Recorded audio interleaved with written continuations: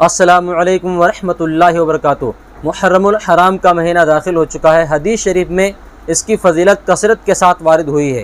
حدیث شریف میں آتا ہے کہ جو شخص محرم کا ایک روزہ رکھے گا اس کو 30 روزوں کے برابر ثواب ملے گا۔ یعنی پورے مہینے میں آپ جتنے روزہ رکھیں گے ہر روزے کے بدلے 30 روزوں کے برابر اللہ تعالیٰ اجر اور ثواب عطا کرتا ہے، یعنی ایک مہینے کے روزے کا ثواب لکھ دیتا ہے۔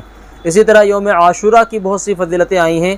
10 محرم الحرام، اللہ کے نبی صلی اللہ علیہ وسلم جب مکے میں تھے تو آپ نے دیکھا کہ قریش جو ہے وہ 10 محرم کا روزہ رکھتے ہیں، تو آپ علیہ السلام بھی 10 محرم کا روزہ رکھتے تھے، لیکن مکے میں کسی کو حکم نہیں دیتے تھے۔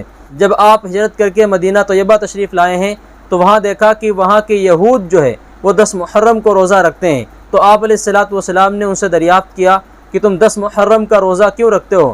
تو یہودیوں نے کہا یہی وہ دن ہے جس دن حضرت موسیٰ علیہ السلام کو اللہ تعالیٰ نے فرعونیوں سے نجات دی تھی اور فرعون کو پورے لشکر کے ساتھ جو ہے پانی کے اندر ڈبویا تھا، اس لیے ہم شکرانے کے طور پر 10 محرم کا روزہ رکھتے ہیں۔ تو اللہ کے نبی صلی اللہ علیہ وسلم نے ارشاد فرمایا کہ موسیٰ علیہ السلام سے ہمارا رشتہ تو اور بھی زیادہ قریبی ہے، تو اس لیے آپ علیہ السلام نے 10 محرم کو خود بھی روزہ رکھا اور لوگوں کو بھی روزہ رکھنے کا حکم دیا۔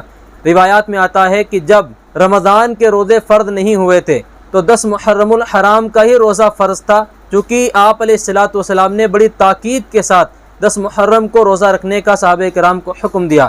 حدیث شریف میں آتا ہے 10 محرم کی صبح آپ علیہ السلام نے مدینے کے آس پاس جو انصار صحابہ رہتے تھے ان کے پاس یہ پیغام بھجوا دیا کہ جن حضرات نے ابھی کچھ بھی نہیں کھایا پیا ہے تو وہ 10 محرم کا روزہ رکھ لیں، اور جن حضرات نے کچھ کھا پی لیا ہے تو باقی کا دن جو ہے وہ روزے کی حالت میں گزاریں۔ تو آپ علیہ السلام نے 10 محرم کے روزہ رکھنے کی اتنی تاکید فرمائی تھی کہ اس سے علماء کرام فرماتے ہیں کہ 10 محرم کا روزہ ہی فرض تھا، لیکن جب رمضان کے روزے فرض کر دیے گئے باقاعدہ یہ آیت نازل ہوئی یا ایھا الذین آمنوا کتب علیکم الصیام کما کتب علی الذین من قبلکم لعلکم تتقون، تو اس سے رمضان کے روزے فرض کر دیے گئے۔ 10 محرم کے روزے کی حیثیت جو ہے ایک نفلی روزے کی رہ گئی، لیکن حدیث شریف میں آتا ہے کہ آپ علیہ السلام رمضان کے بعد اگر سب سے زیادہ کسی روزے کا اہتمام فرماتے تھے تو 10 محرم کا روزہ ہے۔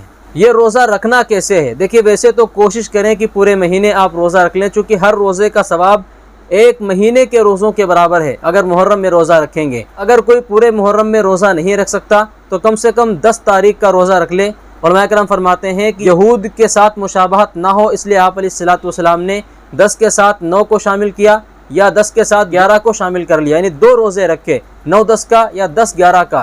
تو آپ بھی اس طرح کر لیں، 2 روزے رکھ لیں، 9-10 کا رکھ لیں یا 10-11 کا روزہ آپ رکھ لیں۔ لیکن آج کے دور میں جب ہم دیکھتے ہیں تو یہودی 10 محرم کا روزہ رکھتے ہی نہیں، تو اس لیے آج کل ان سے مشابہت لازم ہی نہیں آئے گی۔ اس لیے آج اگر مسلمان صرف 10 محرم کا بھی روزہ رکھ لیں تو یہودیوں سے مشابہت لازم نہ آنے کی وجہ سے کوئی حرج کی بات نہیں ہے، بالکل جائز ہے اور درست ہے، صرف 10 محرم کا روزہ بھی رکھ سکتے ہیں۔